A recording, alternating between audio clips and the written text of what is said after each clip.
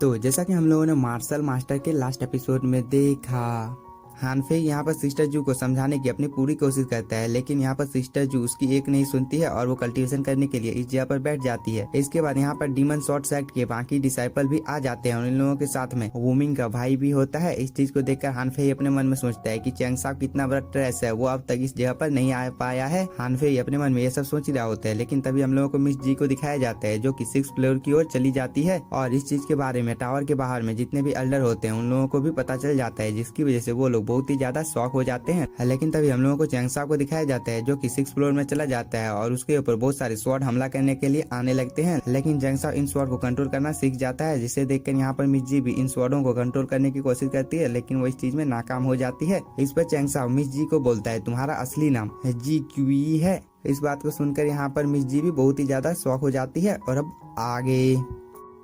तो इस एपिसोड की शुरुआत में मिस जी चैंग साहब को बोलती है तुम मेरे ग्रेट ग्रैंडफादर के बारे में कैसे जानते हो, क्योंकि तुमने जो कुछ देर पहले नाम लिया था वह मेरे ग्रेट ग्रैंडफादर का है। इस बात को सुनकर चैंग साहब यहाँ पर थोड़ा सा शॉक हो जाता है और वो अपने मन में सोचता है क्या ये लड़की क्यू जियोंग की फैमिली से बिलोंग करती है, इसीलिए वो मेरे सभी सीक्रेट के बारे में पता लगा पा रही थी। और मुझे अब यहाँ पर सब कुछ समझ में आ गया है कि मिस जी इस जगह पर इतनी ज्यादा पावरफुल कैसे है और उसे मेरे बारे में इतना ज्यादा पता कैसे है। और चैंग साहब ये सब सोचने के बाद में यहाँ पर मिस जी को बताने लगता है कि तुम्हारे दादाजी सच में बहुत ही बड़े जीनियस थे और तुम्हारे दादाजी ने अकेले ही 9 हेवनली 5 एम्प्रेस को हरा दिया था, जो कि बहुत ही ज्यादा बड़ी बात है। और मुझे यहाँ पर अपनी आंखों के ऊपर भरोसा नहीं हो रहा है कि तुम उन्हीं की वंशज हो, लेकिन मुझे ये जानकर बहुत ही ज्यादा खुशी हो रही है कि तुम उसकी वंशज हो। और मुझे अब बताओ कि तुम्हारे दादाजी की हालत अब कैसी है, क्योंकि मैं बहुत टाइम से तुम्हारे दादाजी के साथ नहीं मिला हूँ। इस पर मिस जी यहाँ पर थोड़ी सी उदास होते हुए बोलती है मेरे दादाजी की मृत्यु हो गई है। इस बात को सुनकर चैंग साहब यहाँ पर बहुत ही ज्यादा शॉक हो जाता है और वो बोलता है 9 हेवन एंड 5 एम्प्रेस का जीवन बहुत ही लंबा होता है, लेकिन तुम्हारे दादाजी की इतनी जल्दी मृत्यु कैसे हो गई। मुझे इस बात के ऊपर भरोसा नहीं है कि तुम्हारे दादाजी अब इस दुनिया में हम लोगों के साथ नहीं है और मुझे लगता है कि तुम लोगों को शायद से कोई गलतफहमी हो गई है। इस पर मिस जी बोलती है मैं तुम्हें इस चीज के बारे में नहीं बता सकती हूँ, लेकिन फिलहाल तुम्हें अपने बारे में सोचना चाहिए, क्योंकि होंगलुन के पास अल्टीमेट रेलम है, इसलिए तुम इसकी मदद से ब्रदर सुई की जो स्पिरिचुअल एनर्जी तुम्हारे अंदर में चली गई है तुम उस चीज को हटा सकते हो, और अगर तुमने यहाँ पर ऐसा नहीं किया तो तुम इस चीज से कभी भी नहीं बच सकते हो। इस पर चैंग साहब बोलता है क्या तुम इस चीज को हटा नहीं सकती हो। इस पर मिस जी बोलती है मैं तुम्हारी बॉडी से इस चीज को हटा नहीं सकती हूँ, लेकिन मैं किसी को जानती हूँ जो कि तुम्हारी बॉडी से इस चीज को हटा सकती है, जो कि मेरे चाची का एक बहुत ही अच्छा मित्र है और मैं अगर उससे मदद मांगूंगी तो वह मुझे मना नहीं करेगा, लेकिन तब तक तुम्हें अपनी स्पिरिचुअल पावर को सबसे छुपा कर रखना होगा। इस पर चैंग साहब बोलता है तुम्हारी चाची कौन है। इस पर मिस जी बोलती है मेरी आंटी बेटियान सेक्ट की लीडर है और मैं तुम्हें अपनी आंटी के बारे में इससे ज्यादा नहीं बता सकती हूँ। इस बात को सुनकर चैंग साहब यहाँ पर अपने मन में कुछ सोचने लगता है, लेकिन तभी मिस जी बोलती है तुम मुझे यहाँ पर इस चीज के बारे में क्यों नहीं बताते हो कि तुमने यहाँ पर इन स्वॉर्ड को कंट्रोल करना कैसे सीखा है, और अगर तुम मुझे यहाँ पर इस चीज को सिखाने के लिए तैयार हो जाते हो तो मैं तुम्हारे इस सीक्रेट को किसी को भी नहीं बताऊंगी। इस बात को सुनने के बाद चैंग साहब यहाँ पर थोड़ा सा खुश हो जाता है और वो मिस जी को बोलता है यहाँ पर जो कुछ भी हुआ है तुम इन सब चीजों के बारे में बाहर में किसी को भी नहीं बताओगी, तो मैं तुम्हें यहाँ पर ये टेक्निक सिखाने के लिए तैयार हूँ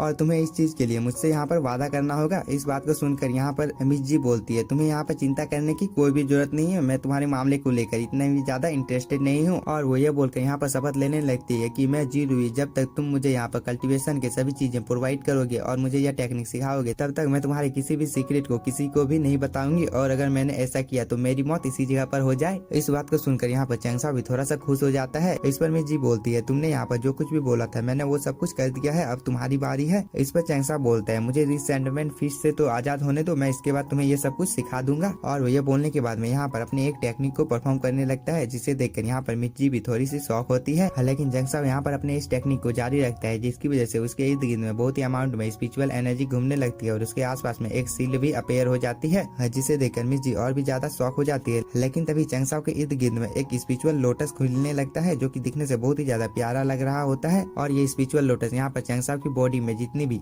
रिसेंटमेंट फिस्ट होती है उन सभी को बाहर निकाल कर पकड़ने की कोशिश करने लगता है, और ये स्पिरिचुअल लोटस कुछ ही देर में यहाँ पर जितनी भी रिसेंटमेंट फिस्ट होती है उन सभी को पकड़ लेता है और उसे लेकर चैंग साहब के पास आ जाता है। इसके बाद चैंग साहब इन सभी चीजों को यहाँ पर डिस्ट्रॉय करने की कोशिश करने लगता है, लेकिन इस चीज में यहाँ पर चैंग साहब को भी थोड़ी सी प्रॉब्लम हो रही होती है, लेकिन चैंग साहब यहाँ पर हार नहीं मानता है और वो अपनी पूरी पावर का यहाँ पर यूज करने लगता है, जो की बहुत ही ज्यादा होती है। इस चीज को देखकर यहाँ पर मिस जी बहुत ही ज्यादा शॉक हो रही होती है, लेकिन तभी चैंग साहब यहाँ पर अपने थंडर ब्लेड को भी यूज कर देता है, जिसकी वजह से उसकी बॉडी से बहुत ही अमाउंट में थंडर भी निकलने लगती है और चैंग साहब इस थंडर से इस थंडर फिस्ट के ऊपर हमला कर देता है, जिसकी वजह से इस चीज में यहाँ पर कुछ हलचल होने लगती है और वो कुछ ही देर में इस जगह पर डिस्ट्रॉय हो जाती है। इस चीज को देखकर यहाँ पर मिर्ची बहुत ही ज्यादा शॉक हो जाती है और वो चैंगसाओ के पास जाते हुए बोलती है, सच में तुमने यहाँ पर डेथ हॉस्पिटल के पॉइजन को पूरी तरह से डिस्ट्रॉय कर दिया है, जो कि कोई मामूली बात नहीं है। आखिरकार तुमने इस चीज को कैसे किया? इस पर चैंगसाओ बोलता है, तुम्हें यहाँ पर चिंता करने की जरूरत नहीं है, जैसा कि मैंने तुमसे वादा किया था कि मैं तुम्हें यहाँ पर इन स्वॉर्ड को कंट्रोल करना सिखाऊंगा। और वो ये बोलकर यहाँ पर मिर्ची की बॉडी के साथ कुछ करने लगता है, जिसकी वजह से मिर्ची एक अलग ही जगह पर पहुंच जाती है और इसके इर्द गिर्द में बहुत सारी स्पिरिचुअल एनर्जी घूम रही होती है, जिसे देखकर मिर्ची बोलती है, स्पेस का सीक्रेट नॉर्थर्न हेवन फ्रीजन में था, आखिरकार मुझे इस चीज के बारे में पता कैसे नहीं चला। और वो ये बोलकर यहाँ पर थोड़ी सी शॉक हो जाती है, लेकिन तभी हम लोगों को प्रेजेंट का सीन दिखाया जाता है, जहाँ पर चैंगसाओ मिर्ची को बोल रहा होता है, अब ये सब कुछ तुम पर निर्भर करता है कि तुम अब इस चीज को सीख पाती हो या नहीं। मेरा तो काम था तुम्हें सिखाना, मैंने तुम्हें अब सिखा दिया है। इस पर मिर्ची भी यहाँ पर हाँ बोलती है। इसके बाद ये दोनों इस जगह पर बैठकर कल्टीवेशन करने लगते हैं और अब हम यहाँ पर मिर्ची की बॉडी को देख ही सकते हैं, जिसमें बहुत ही अमाउंट में स्पिरिचुअल एनर्जी घूम रही होती है। लेकिन तभी हम लोगों को मिर्ची के सोल सी को दिखाया जाता है, जहाँ पर वो अपने स्वॉर्डमैनशिप की प्रैक्टिस कर रही होती है और मिर्ची ने यहाँ पर बहुत सारे मल्टीपल स्वॉर्ड को भी अपेयर कर लिया होता है और इस चीज को देखकर मिर्ची बहुत ही ज्यादा खुश हो जाती है और वो अपने स्वॉर्डमैनशिप की प्रैक्टिस यहाँ पर कंटिन्यू करने लगती है। इसके बाद हम लोगों को कुछ देर बाद का टाइम दिखाया जाता है, जहाँ पर मिस जी ने अपने आसपास में एक सील बना लिया होता है और उसके अंदर में उसने अपनी पूरी एनर्जी को डाल दिया होता है, जिसकी वजह से उसकी बॉडी के अंदर से बहुत ही अमाउंट में स्पिरिचुअल एनर्जी निकल रही होती है, जिसे देखकर चैंगसाओ भी थोड़ा सा शॉक होता है और वो बोलता है, हेवनली ब्लड लाइन सच में बहुत ही ज्यादा पावरफुल होती है, क्योंकि मिस जी ने यहाँ पर मैंने जो टेक्निक सिखाई थी उसके ऊपर इतनी जल्दी महारत हासिल कर ली है, जो कि सच में एक बहुत ही ज्यादा अच्छी बात है और मुझे भी इस टेक्निक को सीखने में बहुत ही ज्यादा टाइम लगा था। लेकिन मिस जी को तो यहाँ पर देखो, उसने बस पलक झपका कर ही इस टेक्निक को सीख लिया है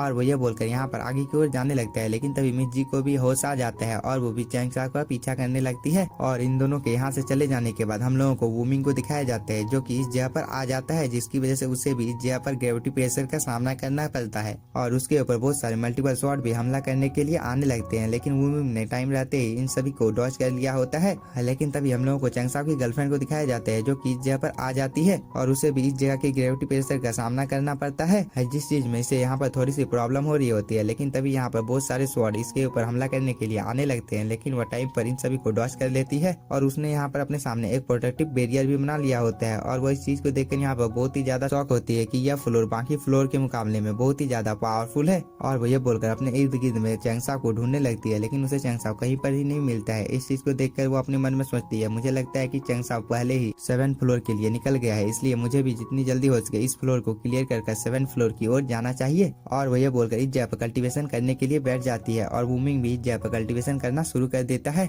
लेकिन इसी के साथ हम लोगों का यह एपिसोड भी हो जाता है खत्म। अगर आप लोगों को वीडियो पसंद आया होगा तो चैनल को सब्सक्राइब कीजिए और वीडियो को like. Thank you for watching.